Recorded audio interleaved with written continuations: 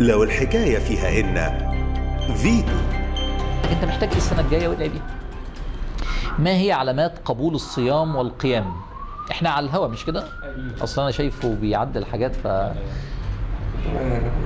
لكن احنا لا. ما علامات قبول الصيام والقيام؟ علامات قبول الصيام والقيام اللي جت في الآية. ما هو أصل كل حاجة لها هدف. يعني انتوا حضرتكم هنا في فيتو اكيد بيحصل اجتماع كل فترة وتقولوا الهدف عايزين نوصل لكذا. كل الشركات اللي في الدنيا بتحط هدف. معقولة ربنا هيفرض على الأمة الصيام من غير ما يحط الهدف بتاعها؟ يا أيها الذين آمنوا كتب عليكم الصيام كما كتب على الذين من قبلكم. الهدف لعلكم تتقون.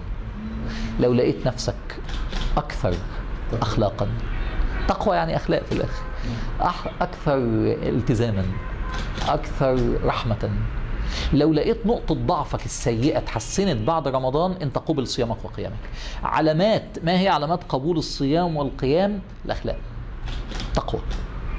انك تبص تلاقي انك كنت عصبي جدا جدا جدا، انما الحقيقة انا من رمضان السنة دي العصبية قلت، انت قبلت الصيام. اعرف واحد بيعمل عمرة مرتين ثلاثة في السنة، وبقى يعني وحارم مراته من ولادها لما اتطلقوا بقى له 10 سنين. علامات قبول الصيام والقيام الرحمة، انك ترحم الست دي. علامات قبول الصيام والقيام انك كنت تعقل امك ترضيها. في الاخر اصل هو ديننا في الاخر عبادات تترجم الى قيم واخلاق. كون ان احنا حصل عندنا انفصال بين العبادة وبين الخلق، ده مشكلة فينا مش في ديننا. الدين بريء، احنا اللي فهمنا غلط. فيتو.